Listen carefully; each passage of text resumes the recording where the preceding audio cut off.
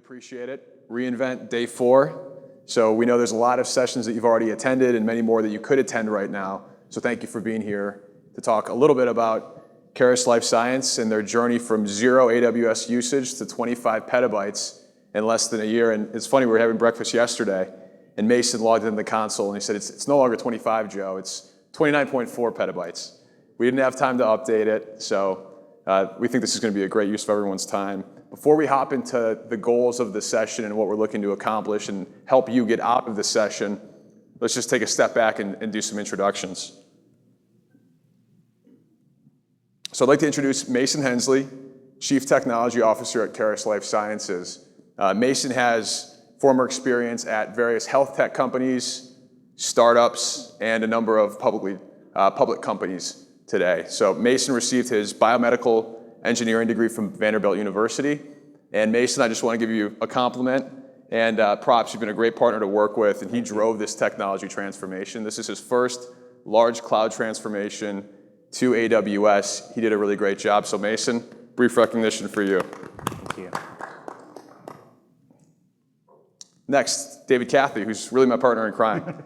He's been at AWS for 2 years as a senior solutions architect, over 30 years experience in technology across numerous industries, such as broadcast, media, transportation, and e-commerce. David's job is really to work with customers and provide technical guidance in architecting solutions. He has a number of specialties. Some of them I want to call out, though, are with our storage technologies, which was perfect for everything that Mason and Caris Life Sciences was looking to accomplish. Last and certainly least, myself, Joe Howe. I'm a principal of enterprise sales here at AWS. I've been with AWS for 6 years, and really, I'm focused on partnering with customers and helping them adopt AWS technologies that are best to help them achieve their business outcomes for both their organization and, most importantly, their customers. And in the case of Caris, patients. So you're going to hear patients and customers interchanged quite a bit today. As far as a brief agenda, and I'll go through this quickly, we'll talk a little bit about the goal of the session and what we hope you'll get out of the session today. Mason's going to provide an overview of who is Caris Life Sciences, and then I'll quickly walk through the partnership summary, how we worked backwards from Caris's key objectives, and some of the outcomes to date that we've been able to accomplish with Caris. David Cathy is going to walk through some of the action plan and some of the technical diagrams and technologies that Caris adopted to help make this transformation possible. And then Mason's going to walk through some of the results that Caris has achieved and lessons learned as CTO who really led this transformation for Caris. And certainly we want to save time at the end, if possible, for Q&A from the audience. So as far as the goal of this session, it's really about you. We realize that many folks in the audience are new to Amazon. Maybe they've dipped their toe in the cloud, or maybe they're looking at doing a significant cloud transformation with AWS. And we want to kind of walk through what that entails, both from a people, technology, and operational transformation perspective. And what I'm actually most excited about today is hearing directly from Mason, who led this transformation. This was his first time doing it. He did a great job with it. And he's really just going to talk about lessons learned, what went well, and potentially opportunities when looking in the rearview mirror to make things go even better moving forward. So hopefully, if any of you are in a similar situation to Mason, this will help you mitigate any speed bumps or potential risks with a large technology transformation. And then finally, we want to make you aware of some of the partnership possibilities, both with AWS and with Amazon overall. Mason, I'm going to turn it over to you briefly for an overview of Caris Life Sciences. Sure. So first off, could not have done this without the rest of our leadership team. From the long-term vision of our CEO and president, our chief operating officer, it really took a village. We had team members collaborating from finance as we're trying to build maturity in our FinOps, growing muscle there. But at the core of it, and I know I'm glossing over this for a lot of you, Caris takes cancer biopsies, runs full genome sequencing on them, and provides feedback to oncologists to improve the treatment and outcomes of patients. We primarily do this with tissue biopsies, but we've been expanding into a newer field called liquid biopsies. And as we have been doing this over the years, we have been working with our data scientists in identifying gaps in treatment opportunities for patients. So that has really invigorated a technology transformation to improve access to our data. You'll see here in a little bit, we'll show a picture of a tape vault. That was a constant frustration for our data science teams. And moving into AWS has unlocked data to become more available for us. So, anything else I missed there, Joe? No, well said. Awesome. Talking a little bit through about what Caris was hoping to accomplish with this project, really it came down to data collaboration and innovation both externally by democratizing data in a safe manner and giving the right folks internally at Caris access to the right data at the right times so that they could boost R&D, research and development capabilities to save patient lives. And then from an external standpoint, Caris has really the best-in-class Precision Oncology Alliance, POA Alliance, with leading pharma and academic institutions with the sole purpose of working together to develop best-in-class therapeutics to save patient lives. So they wanted to collaborate with those folks as well from a data perspective. From a cost savings perspective, we saw an opportunity to provide a pretty significant ROI to Caris and make the bottom line more attractive. And from a scale perspective, when you look at Caris's business, they are growing very rapidly. And what that means in their business is more patient samples per day and ultimately more tests run throughout a specific year or time frame. And it was really important to Caris that IT and infrastructure resources would not be a bottleneck to accepting patient samples and saving more patient lives. So how do we engage with Caris? At Amazon, we have a principle called working backwards. What's that mean? Really what it comes down to is figuring out the most key important objectives to Caris, and in Caris's case, from their founder to their president to their entire C-suite, it all comes down to saving patient lives and helping patients. So we wanted to work backwards from the patient and then find ways that from a strategic organization standpoint, we could make Caris's business better. And then last but certainly not least, the enabling technologies to make this all possible. And David's going to talk about that quite a bit. From an executive alignment standpoint, I can't stress how important this is to any organization. Having top-to-top alignment between AWS and Caris to make sure that we're marching towards the same objective and climbing the right hill together. And you said it really well, Mason. Caris's entire leadership team was really bought into this, from their founder to their president to their COO, and that made this all possible.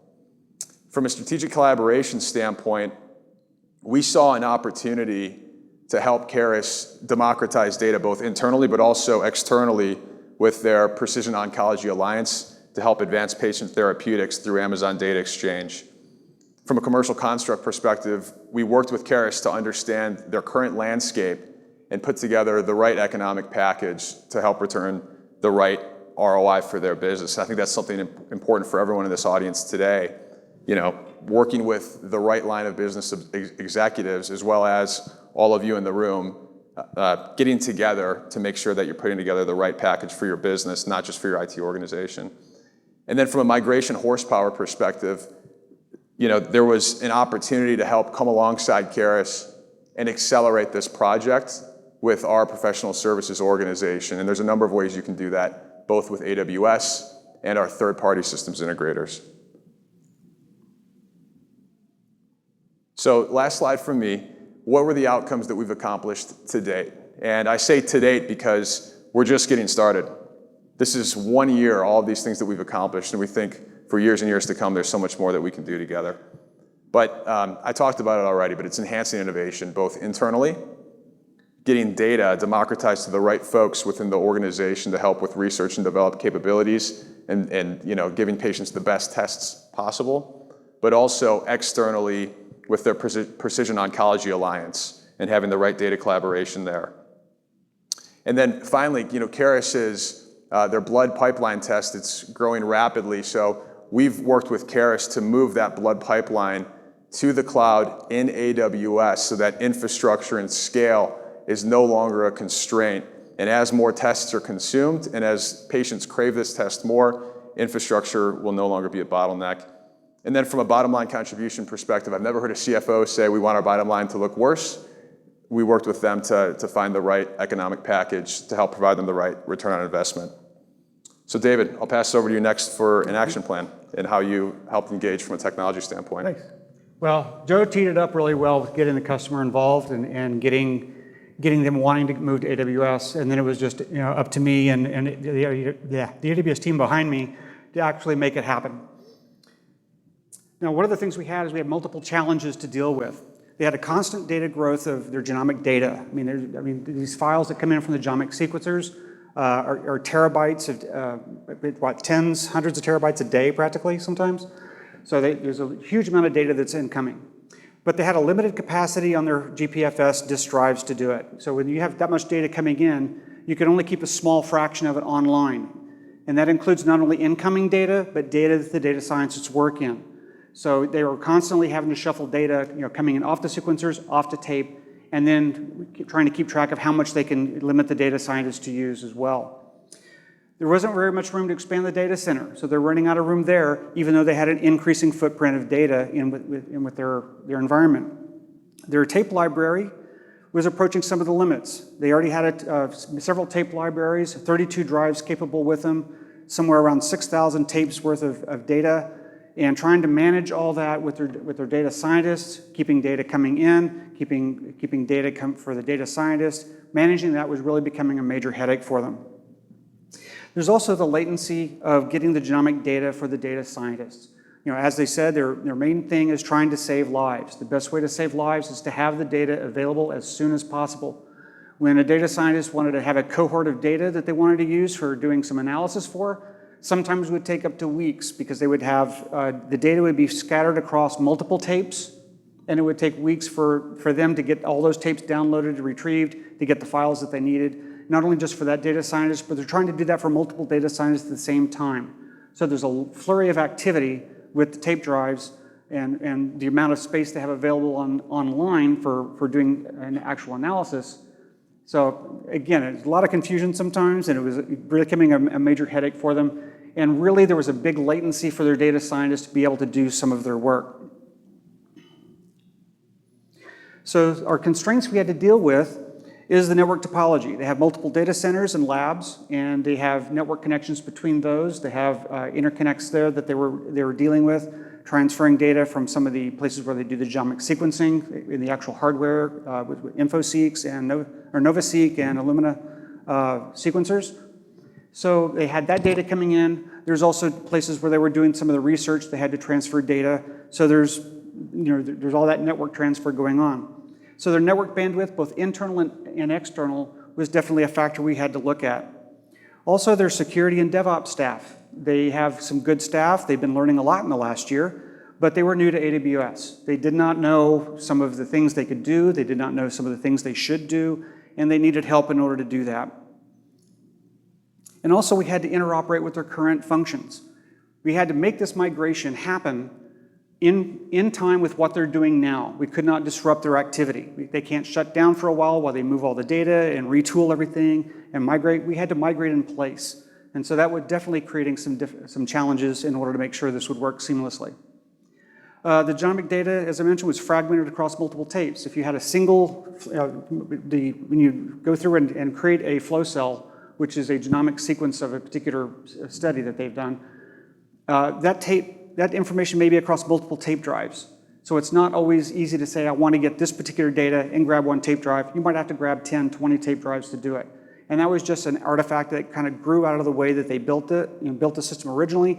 And that was one of the challenges we had to deal with. Whenever we pulled data down, we had to make sure that we could properly track and validate, not just that we got the individual files, but the complete set of files for an individual flow cell were complete before we could actually retire some of the drives and tapes that were involved with it.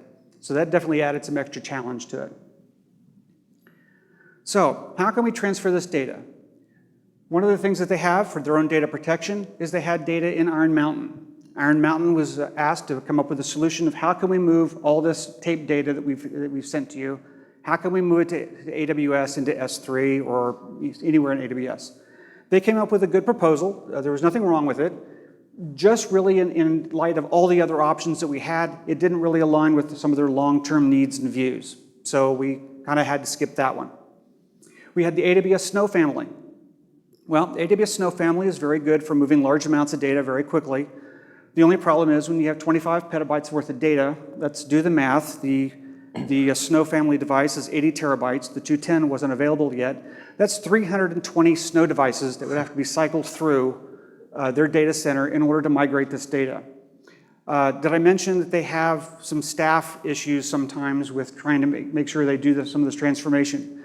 So trying to manage 320 Snow devices in a cycle, that's quite a bucket brigade they'd have to have going on. That just was not going to be workable for them, really.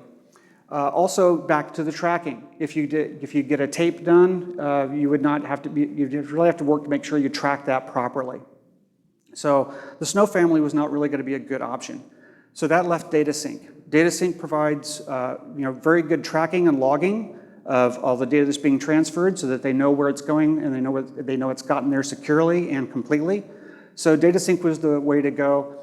And it required some network upgrades, but that was already in scope for the project because they knew they were increasing their data loads, they were increasing their network needs, so they were going to have to upgrade the network anyway. So this provided a good opportunity and a good impetus to actually get those upgrades in play.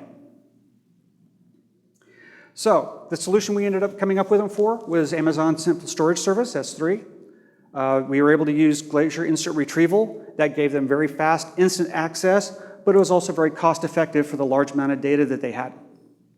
AWS DataSync, so that provided them with their managed transfer, gave them logging, gave them validation, gave them a way of going through and analyzing if there were any problems. They could go back and identify what they were and restart appropriate tasks and do that. So it's much simpler for their data team and their DevOps team to go through and operate with, and definitely a lot easier than shipping drives back and forth.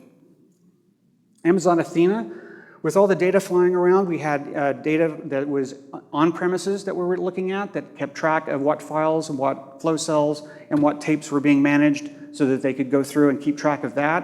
When data scientists need data, there were various files that are available, keeping track of what state they are. Are all the files there? Is it ready to hand over to the data scientist? And where are they located at? We were able to pull all that through together with the S3 inventory, use Athena to kind of wrangle all that data together so they could do very simple queries in order to keep track of where the data is, where they want to put it, and make sure the data is where the data scientists need it. Of course, in order to get this up, we want to make sure security is available. We want to make sure things are partitioned nicely so that the right people have the right ability to do things. Things are isolated out properly. So AWS Control Tower is one of the first things we did in order to make sure that the environment was set up properly for them. Well, we have the data on disk. We have the data on tape. So we needed to come up with a migration plan in order to make this happen. So we divided it into two major phases. The first phase was to migrate all the net new genomic data into S3. So all the data that's coming in from the sequencers, we need to make sure that the workflows for that, take the data to disk, do the initial processing they need to do on it, and then make sure it's migrated properly to S3. The second phase, which was the challenging one, was how to get these 6,000 tapes into S3. So that's a lot of data to move, and it's going to take some time to do that, because that's a lot of data to move through a network. So for migration phase one, Caris staff needed help. So we brought professional services in to provide that help for them. So they were great working with their staff. I was heavily engaged with the professional services as they were in on this project. There was a lot of great work that was done between them and their data scientists, as well as their security people, their DevOps people. Really a lot of great collaboration between all those different groups in order to get professional services started, understanding the problem, understanding the things that needed to happen, and make sure that all the pieces that were needed were in place. The professional services team went through Control Tower and set up all the proper landing zones when they knew what they needed to build out, and that worked out very well. Their DevOps team was in Terraform. So we built out a large number of Terraform templates to go through and build SageMaker environments when they were needed, to make sure the buckets were properly provisioned and set up and secured. So everything was all controlled through Terraform to get the environment set up. Then they went through all the workflows, and they helped manage the workflows, find out what they were doing, what all the individual processes were, and started going through and interjecting some of the AWS tools, such as DataSync and other tools, Glue, Athena, to make sure that that entire pipeline of getting data off the Nova Seeks and Illumina sequencers into S3 worked as seamless as possible. And also that was kind of replacing some of the data moving to tape. So the final phase was to make sure that now that we got to go into S3, we can stop moving it to tape and alleviate the problem of the tape libraries filling up. Now, migration phase 2, we had to do some math. 25 petabytes of data in a year, this is one of our standard Snow and DataSync slides telling you, what should you use? Should you use Snow or should you use DataSync? So kind of extrapolating on this, and their 10 gigabit pipeline they had, it was going to take 232 days to migrate data, 25 petabytes of data or more, or actually just 20 petabytes into S3. That's short of a year. It's doable, but that's assuming you have full access to that 10 gigabit pipe. We don't have access to that full 10 gigabit type. We're going to have to do something a little bit different, but that's in their budget. That was one of the things they were looking at doing. So we had the data on tape. They had 32 LTO8 tape drives. The LTO8 tape drives can do 2.5 gigabits a second at max throughput. This is uncompressed data, so that's the effective throughput of it. So we knew they had 32 tape drives. We're good on that. We have bandwidth in order to move 25 petabytes of data within a year. We also looked at the drives that they had freed up. By not having as much stuff going up to tape, we could free up some space on their drive. Also, as part of the process of figuring out how do we kind of defragment some of this data on tape, their HPC vendor decided, hey, let us help out. We'll have you get some more disk space on your volume so you have more room to play around with and free up some of that impact. So they were able to upgrade the amount of online storage they had as well, and had some extra capacity on their LTO8s in order to migrate data. So that was a big help. They still had some problems though. They had to update some of their network infrastructure. Some of the hosts only had a 10 gigabits NIC in them, so some of those had to be upgraded. Top of rack switches, some of those were a little slower. They had to upgrade some of those. Their firewall needed to be upgraded because it didn't support higher speeds. And I got a typo here. It's actually a 60 gigabit internet, not 60 megabit internet. But they upgraded their internet capacity so that they have more headroom. And I think right now you're using about 30, 40 gig a second fairly consistently now. So that upgrade there would prove very valuable. Along this way, they have still occasionally found some bottlenecks in the networking capability. We've had to add extra AWS DataSync tasks occasionally to make sure they work. Sometimes we've had to shut a DataSync task down because some of the network didn't balance right for some of the other internal operations that are going on. So there's still some issues we're working out to make sure all the networking capability works out. But again, we got a good relationship with Caris, and we're all on board making sure this happens. And we've been making great success in keeping a good forward motion on this. So the migration results, starting back in December of 2022, we had almost no footprint within AWS on S3. And you can see that over time, we have migrated up, and right now we're at about 29.3, 29.4 petabytes of data. We'll probably actually get 30 petabytes of data before the end of the year's up, at the rate that they're still continuing to move. Next week. Next week. Next week will be a good week. There is you can notice in the chart, there is a couple of dips. During the process, we did identify that there were cases where there was some data that was redundant that they didn't need to keep, that was already in another bucket, so some of that was able to be purged. During some of the upgrades, they found out that there was some data that was duplicated, so there was multiple versions, so they went through a purge operation on that. Also, we have identified that since they were doing some of these stoppings of these data sync tasks, some of the multi-part uploads of these large files were incomplete, so they needed to go through and do some lifecycle rules to make sure that those incomplete uploads were purged out as well. So they, again, as they improved their lifecycle and improved their operation and their knowledge of AWS, we were able to get them some increased performance and savings on that. So we got the data moved, and we're moving good. So I'll pass it over to Mason to talk about how the results that have been achieved and how they worked for them. Sure, and I'll touch on this graph real quick. Notice has two different labels. One's for our total storage. We're approaching 30 petabytes. You also notice the object count, which is about 1 billion files. We did a lot of work with the professional services team to build a data pipeline to help manage and track the inventory on-prem and in AWS. Now you think, okay, you just do a comparison, but we didn't just have data in our labs, we had data in data center, and merging all that together across the different file systems was at first a very daunting task, but the team helped make it simple and very consumable by team members across our organization. You'll see here in a minute that some of that data we ended up, I'll show a graph in a minute, we ended up having some executive dashboards to convey the progress here. But the main thing is we're trying to improve patient lives and outcomes. So I mentioned earlier that our data scientists, we have a couple here today, they would start projects to identify gaps in treatment where patients were struggling to have good outcomes through the treatment their oncologist were giving. And we've been able to identify gaps based on specific mutations in patients' cancer where there's not a good drug on the market.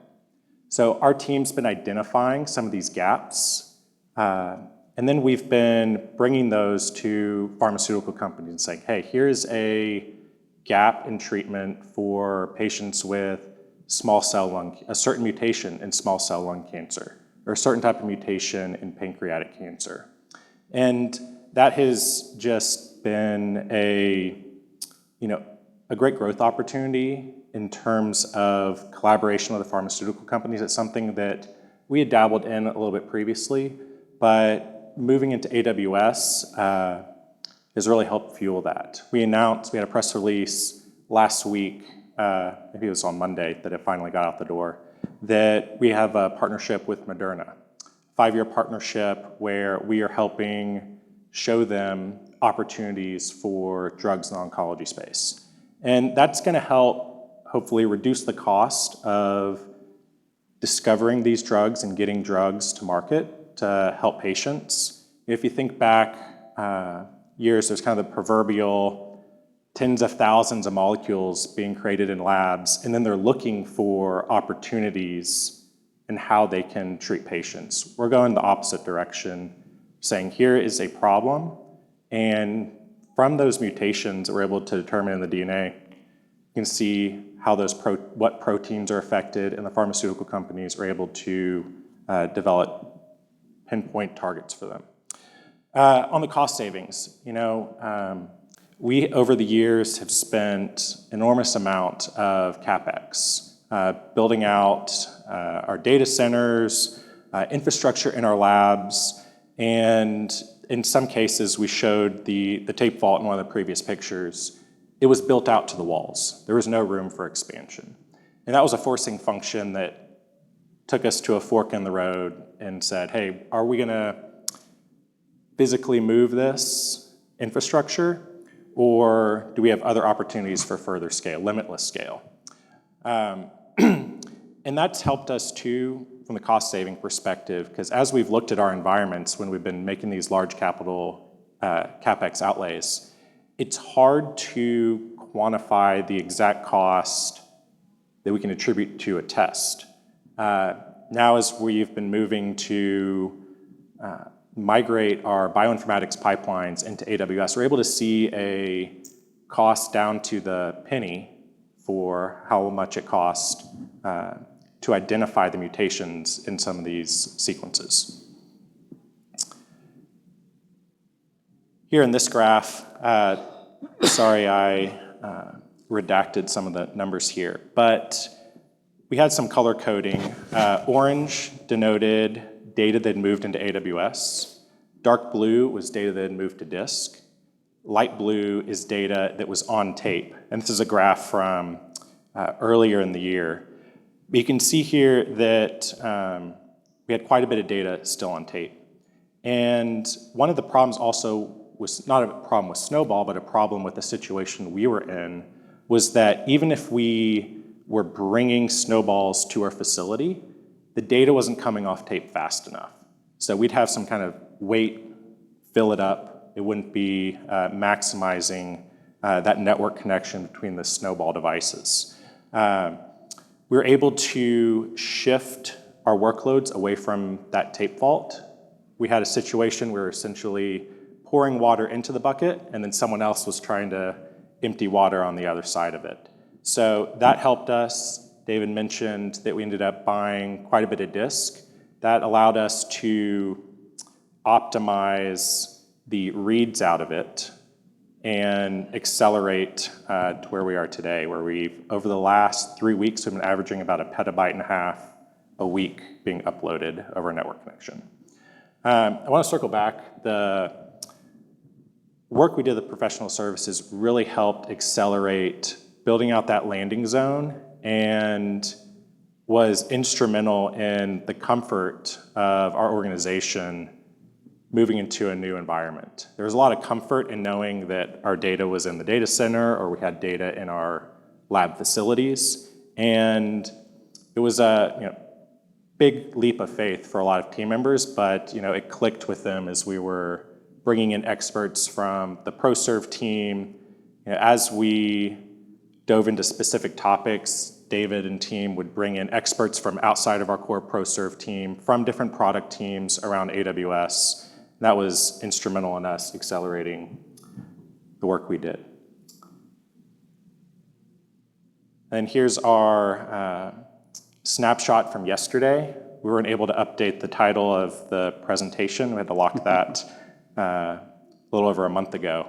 But it's been amazing to work with our teams, both within Caris and then the teams at AWS, to be identifying bottlenecks, troubleshooting, and accelerating. It's been amazing to see. Let's see here, next one. Oh, and lessons learned, I overshot there. Lessons learned and advice.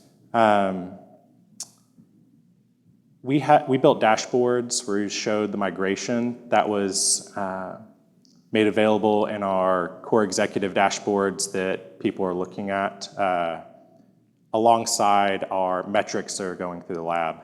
That transparency helped show progress. In a lot of major IT software development projects, it is really easy to find yourself in a situation where it's a month away, 2 months away to show value. But the team was great in showing value in increases in progress on a daily basis.